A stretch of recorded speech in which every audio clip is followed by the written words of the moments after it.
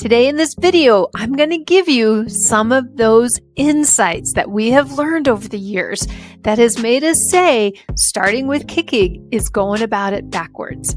Let's jump in. The foundation of change has 3 main points to it. Get ready, get set, and go. We always say that it's 80% mental to 20% physical. So when you get in and you start working on the kicking and you're doing all the kicking and doing all those actions, you're spending all of that time on this physical part and you're missing out on the 80% that needs to come before. It needs to go along with every time you go and do an action step.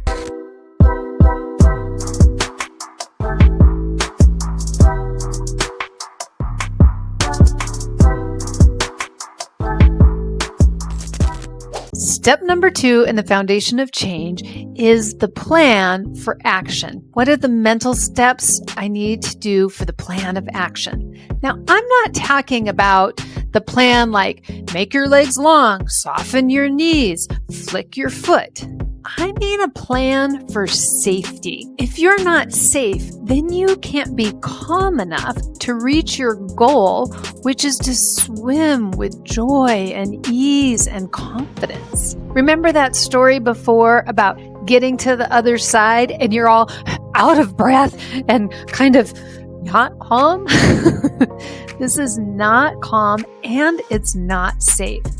So we need to make a plan of how can I be safe. Now, why am I talking about this safety when this is a video about kicking? Because if you want to learn anything, you have to be physically and emotionally safe in order to do it. We can't feel in danger to be able to actually learn something. So if you want to learn what to do with your legs in the water, you have to be physically and emotionally safe. Now, being physically safe, we have a pretty clear-cut definition of this and to check on if you have physical safety when it comes to learning to swim. That means that you can get air easily, anytime you want. So we're not going to head off to the deep end to experiment with our legs and to figure out how to kick. You need to know how to get air and how to get rest in the middle before you go to the deep end to learn to kick. So what do I mean about mental safety? This is where we get into your beliefs about kicking and about yourself as a learner. So we want to ask the question, can I be safe without kicking? Kind of the premise of like getting to the other side really quickly usually has an underlying current of, in order to swim, I have to move to another place to be safe. I can't be safe right where I am.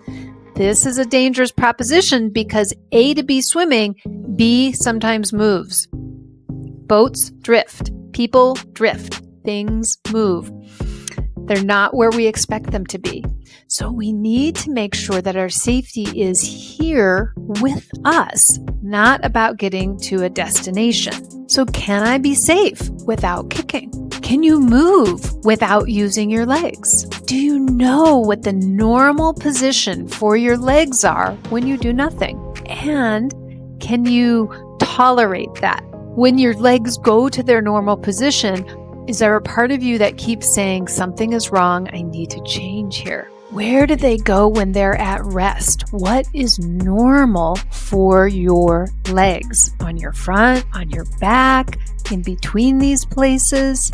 The beginning adult swimmer usually has not explored these questions, especially when you're focusing on, I need to learn to kick. But why? Is it because something bad's going to happen if you don't know how to kick? When we don't investigate these questions, they leave a question mark back here. And this is where we're emotionally not safe. It's like you're perpetually running away from the bad guy, and you've never really actually stopped to see, is there actually a bad guy back there? Or am I just running from my own shadow? It's these questions that we need to open the light of day on before we really expect ourselves to become proficient at the kicking. Because while you might acquire some kicking skills. I get lots of students who have kicking skills, but they don't have any trust or confidence or ease in them. They're over kicking, overpowering. There's a certain anxiety to it that says, I need to get it right, I need to get it perfect, I need to do this because what? We need to know that answer.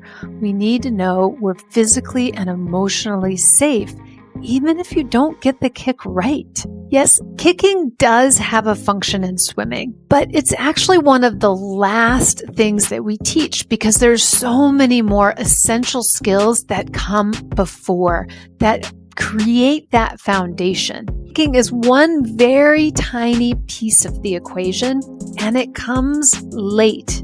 In our online courses, this is where we really lay out the whole everything in order. And when it's time to get to the kicking, then we give it to you in a way that you're like, yes, I'm safe. I know what I'm doing. I don't have to get this right. Now I have space to explore and be curious and really develop an understanding of how the legs in the water work. It becomes much easier to learn them from that place forward. After you know how to move, get air, get rest, what it's like to let go of tension, what it's like to have tension on purpose, find joy and fun and ease in the water, then we can start to work on our kicking with intention.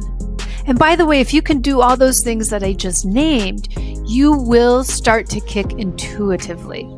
Or maybe more accurately is you will start to use your legs in helpful and useful ways in an intuitive fashion. That is more important than being able to do a perfect flutter kick. It's the way you get a perfect flutter kick or a perfect whip kick, which those are the styles of kicks that you would see in the Olympics, let's say. There's a lot of other things that folks know how to do with their legs that is much more intuitive and is about just moving your body and moving in the space of the water. Once your safety is taken care of, then you can move into step 3 with curiosity, not urgency.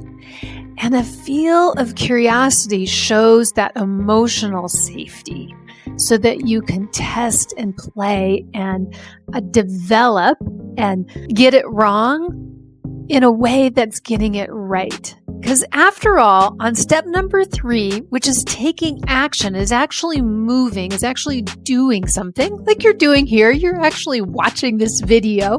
You're getting information. This is an action step you're doing right now. But we take action steps that we cannot fail at. Doesn't mean you get it right or it doesn't work out the way you thought it would be, but you can't fail at it because you learn from it. Amazing job. You took a step today. Beautiful. You have grown your foundation. This is exactly how it's supposed to work. You've gotten some new mental steps in. Time to take a physical step. Make sure you have subscribed. That is the easiest, safest, simplest, both physical and mental step to do. If you haven't subscribed to the channel, hit that subscribe. If you did, you get to start back at the beginning again saying, yay, more of me. I've taken a step. Look at me. I am more of a swimmer now than I was before. Just by hitting that little bell there. Go into the description and I've got a couple links in there. Start in with those online courses where I lay it out for you.